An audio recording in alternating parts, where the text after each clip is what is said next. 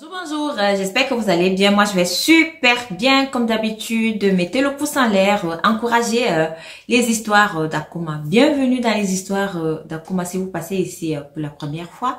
À travers nos histoires, nous donnons des conseils et nous laissons le choix à tout un chacun de tirer sa morale. Alors, aujourd'hui, on va parler de l'histoire de Casimir. Casimir, alors, vivait avec sa maman et ses deux sœurs. Casimir, sa maman n'avait pas assez d'argent, hein, mais sa maman se battait quand même à leur donner quelque chose à manger tous les soirs. Casimir aussi se débrouillait parce qu'à un moment donné, il avait laissé les études. Donc, il était là à la maison. Parfois, il aidait sa maman à aller vendre des petits gâteaux, aller vendre des beignets, aller vendre de la bouillie. C'est comme ça que Casimir passait son temps. Les deux autres petites sœurs qu'il avait alors, elles aussi, elles allaient quand même à l'école parce que leur maman, elle se battait quand même pour qu'ils aillent à l'école. Il y avait des jours, parfois, ils mangeaient seulement une seule fois. Donc, c'était dur. Et comme Casimir était alors le seul garçon, il se disait que non, il doit relever sa famille. Il se disait que non, il doit aider sa maman parce que il voyait la souffrance dans laquelle il vivait. Et Casimir était le genre de jeune garçon qui passait aussi beaucoup de temps dans les réseaux sociaux. Il regardait partout et tout. Et vous savez, dans les réseaux sociaux, parfois, on parle toujours de cette histoire des porte-monnaies magiques, de cette histoire de calebasse d'argent, parce que moi-même, j'en ai vu. Il y a des gens qui m'ont, ça c'est une parenthèse, il y a des gens qui m'ont envoyé ces genres de trucs inbox, donc moi, ça m'intéresse pas. Il y a des gens qui m'ont même demandé de l'amitié comme ça, avec ces trucs-là. Donc moi, quand je vois ça, je bloque, je ne veux pas. Et donc, et c'est ces trucs-là que Casimir, lorsqu'il passait du temps dans les réseaux sociaux, il voyait ça tout le temps. Il voyait ça tout le temps. Casimir, toujours dans sa misère avec sa maman et ses sœurs, il ne pouvait pas le supporter parce que aussi Casimir, d'un autre côté, il avait des amis qui avaient quand même aussi des parents aisés. C'était pas trop ça, mais ils arrivaient quand même à manger trois fois par jour. Ils étaient mieux que Casimir.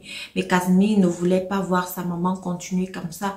Casimir se disait que non, il veut aider sa maman. Vous savez, les garçons avec leur maman, hein, il y a un très grand lien. Ça lui faisait tellement mal de voir sa maman se réveiller à 4 heures du matin, à prêter les petits beignets, aller les vendre et avec cet argent de pouvoir payer l'école à ses deux sœurs. Casimir, lui, il avait dit à sa maman que paye l'école aux filles. Moi, je reste à la maison. Je vais t'aider dans le commerce. Mais à un moment donné, Casimir n'en pouvait plus. Ce qui a débordé le vase, ce qui a même poussé Casimir à poser l'acte qu'il avait posé, s'il vous plaît, écoutez l'histoire. C'est pour vous, c'est pour nous les jeunes.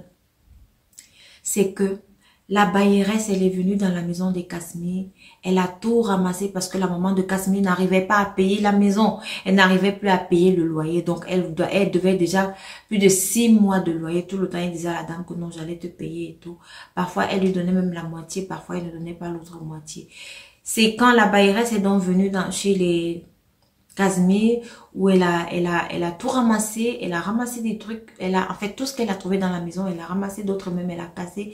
C'est là où Casimir a donc eu un pincement dans son cœur. Il s'est mis à pleurer dans les bras de sa maman. Il a attrapé sa maman, il a pleuré, il a crié, maman, maman, je suis impuissant, moi le seul garçon, je ne peux même pas t'aider, maman, comment faire?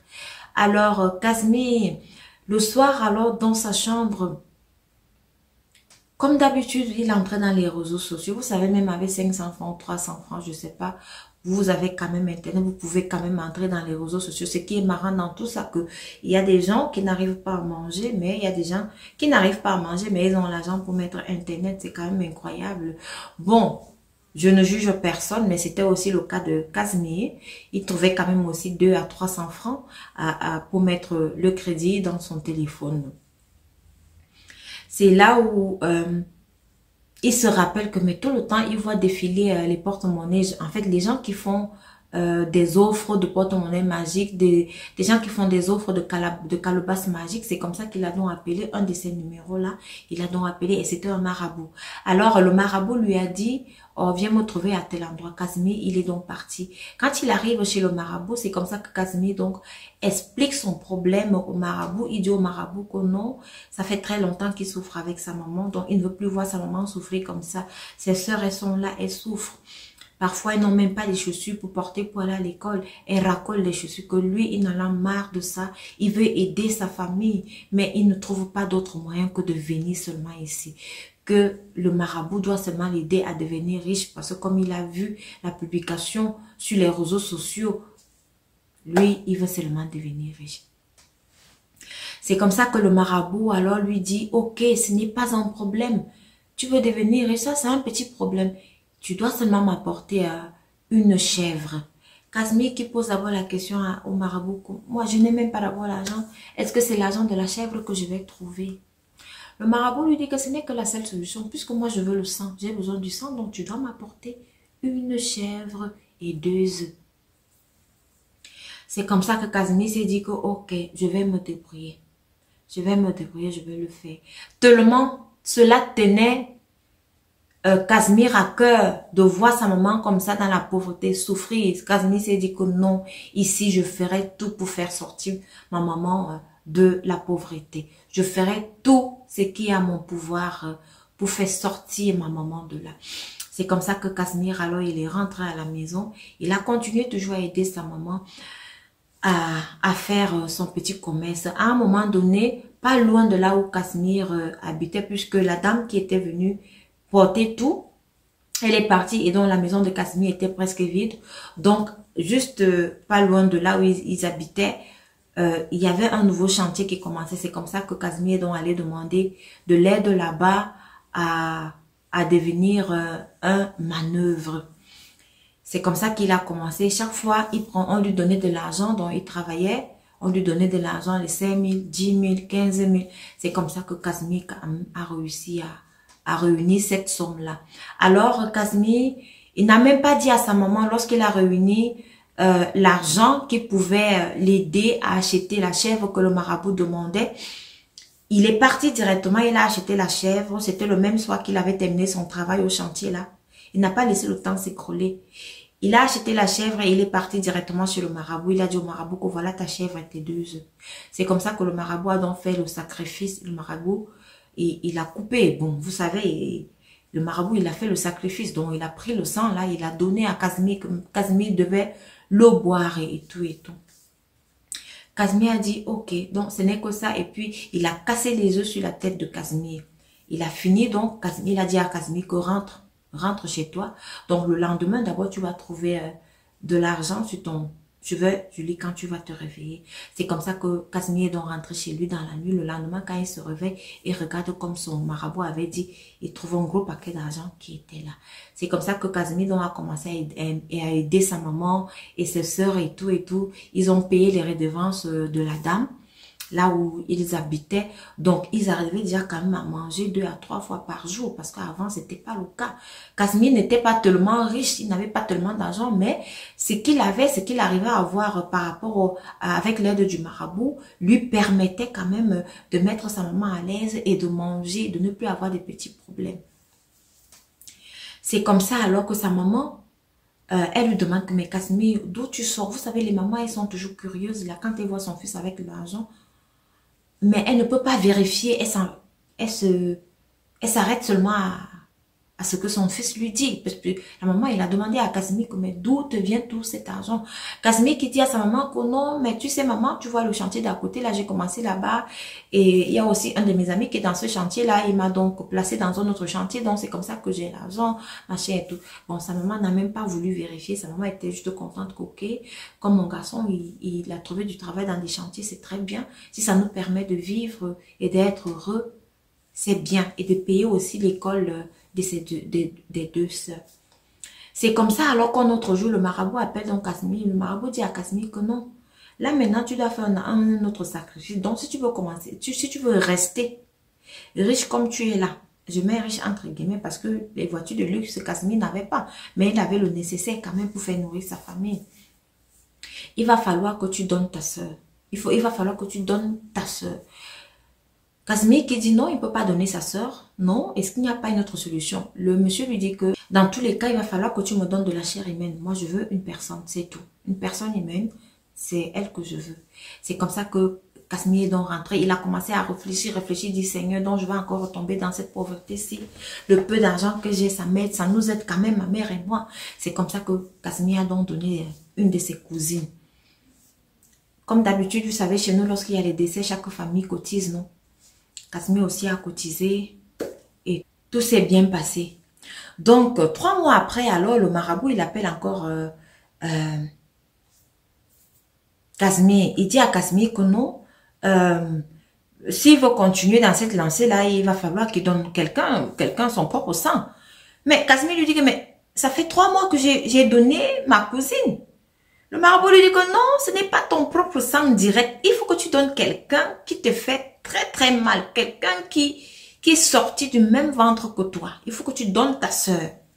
Casimir dit au marabout que non, il ne peut pas. Il ne peut pas. Le marabout lui dit alors que bon, dans ce cas, tu vas même encore rester plus pauvre que ce que tu as. Donc, je vais t'envoyer la poisse sur toi, donc tu ne verras même plus rien.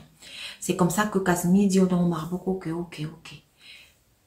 Casimir, étant dans cette situation, il était donc obligé de donner sa soeur. Il donne sa soeur comme ça, on fait les obsèques et tout. C'est Casimir qui s'est occupé de tout. Puisqu'il avait un peu, il s'est occupé de tout et tout. Ça s'est bien passé, mais il était là pour consoler sa maman et tout. Les jours se sont écoulés, les mois se sont écoulés. 1 an même s'est écoulé. Le marabout appelle encore, parce qu'après là, Casimir n'était plus en contact avec le marabout, mais il avait toujours son petit pactole. Mais 1 an après, le marabout l'appelle encore pour lui dire que cette fois-ci, il faut que tu donnes ta maman. Casimir dit au marabout que non, tout ce que j'ai fait aujourd'hui, c'est pas ce qu'on avait conclu. Au départ, tu m'avais dit que je devais donner une chèvre et 2 œufs. Je t'ai donné ça. Après, tu as commencé à me demander l'être humain. C'est pas ce qu'on avait convenu. Je ne veux pas. Je ne peux pas donner ma mère. Parce que si je suis venue ici chez toi, c'était pour mettre ma mère en haut. C'était pour enlever ma mère dans la souffrance. C'était parce que je ne voulais plus voir ma mère dans cette souffrance-là, toujours en train de faire des petites beignets. Je ne voulais plus voir ma mère quand on nous mettait dehors ici parce qu'on n'arrivait pas à payer la maison. C'est parce que je ne voulais plus voir ma mère dans cette situation de pauvreté-là que je suis venue chez toi. Et lorsque tu m'avais parlé, tu ne m'avais pas dit que j'allais donner les êtres humains. Je n'en peux plus, je ne peux pas. Si c'est ma mère là, je ne peux pas donner ma mère. Ça ne peut pas se faire. C'est comme ça que Casimir alors était rentré chez lui. Quand il rentre chez lui, le gars n'arrivait plus à dormir. Il ne savait même pas comment commencer à raconter ça à sa mère. Il ne savait même pas quoi dire. Mais pendant ce temps, il était toujours harcelé par le marabout. Le marabout lui dit que tu vas sauf que donner ta mère. Tu vas donner ta mère, ça ne peut pas se passer. C'est comme ça alors qu'un beau jour, comme Casimir avait toujours l'habitude de donner l'argent à sa maman lui dit que donc là, tu vas m'accompagner au marché, je vais faire la réserve du mois. Parce que les choses comme les petites congélateurs, ils avaient quand même acheté, mettaient la nourriture et tout.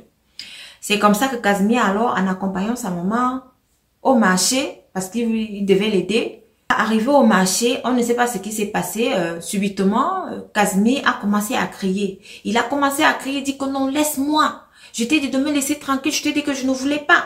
Je t'ai dit que je ne voulais pas. J'ai dit que quand je suis venue chez toi, tu m'as dit de donner la chèvre et 2 œufs. Et c'est le sang là que tu m'as fait boire. Maintenant là, tu dis de donner ma mère. Je ne peux pas donner ma mère. Je ne peux pas. J'ai donné ma petite soeur. Je ne peux pas donner ma mère et tout. C'est comme ça que sa mère se place et dit, mais qu'est-ce que tu racontes? Casimir se met à se déshabiller, il parle, il dit, je ne peux pas donner ma mère. Tu m'as demandé chèvre, je t'ai donné chèvre. Je peux pas. Je ne peux pas. Je ne sais pas si vous avez vu cette histoire aussi dans les réseaux sociaux. Il y a une vidéo pareille aussi qui a circulé partout là. Il dit, je ne peux pas donner ma mère. Ce n'est pas ça. Si c'est rien que pour ma mère là, je ne donne pas. Je ne donne pas ma mère. Je ne veux pas. Je ne donne pas ma mère. C'est pas ce qu'on avait conclu. Tu avais dit que j'apporte la chèvre et les œufs. J'ai apporté la chèvre et les œufs. Maintenant, tu me demandes ma mère. Tu m'as demandé ma soeur. J'ai donné. Ma cousine, j'ai donné. Maintenant, c'est ma mère. Je ne veux plus. Je ne veux pas donner. Tu avais dit que j'allais donner les animaux. Je ne veux pas. Casimir est devenu fou. Sa pauvre maman, vous pouvez vous imaginer, la pauvre maman qui courait derrière son fils. Elle attrape son fils et dit, mon fils. Elle dit, son fils, vous savez, quand ils sont dans ces histoires, on a l'impression qu'ils sont totalement fous. On a l'impression qu'ils ne sont pas conscients. de ce qu'ils disent, mais ils sont conscients.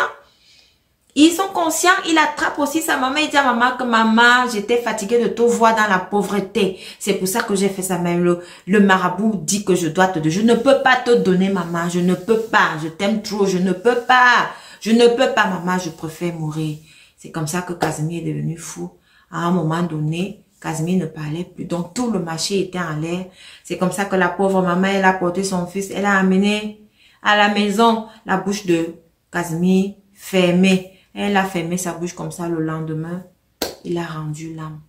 La maman de Casimir ne sait même pas quel marabout c'est. Malheureusement, elle n'en a aucune idée. C'est comme ça qu'avec l'aide des voisins et de sa famille qui était au village, ils ont donc enterré Casimir. Aujourd'hui, la maman de Casimir, elle est bien triste. Parce qu'elle pleure ses enfants. Mieux vaut avoir ses enfants comme ça, là, dans la pauvreté, que de ne pas avoir ses enfants dans la richesse. Voilà donc l'histoire de Casimir. À vous, ces jeunes d'aujourd'hui, travaillez dur pour atteindre vos buts. Vous n'avez pas besoin de calebasses d'argent. Vous n'avez pas besoin de porte-monnaie magique. Vous avez vu maintenant comment le marabout avait trompé Casimir. Une histoire vraie, une histoire bien réelle. Casimir avait été trompé par son marabout. Au départ, le marabout lui avait dit non, la chèvre. Et vous savez, lorsque vous êtes vulnérable, vous tombez, hein, rapidement, vous tombez. Lorsque vous êtes vulnérable, vous tombez et Casimir, il est tombé dans le trou. Il n'y avait plus un chemin de retour. Il ne pouvait plus retourner. Je ne sais pas ce qu'il pouvait faire encore pour quitter dans cette situation-là. Donc, c'était donc l'histoire de Casimir. Faites attention à vous. Surtout, travaillez dur pour atteindre vos buts. Prenez soin de vous. Et merci de m'avoir écouté. Rendez-vous à la prochaine vidéo.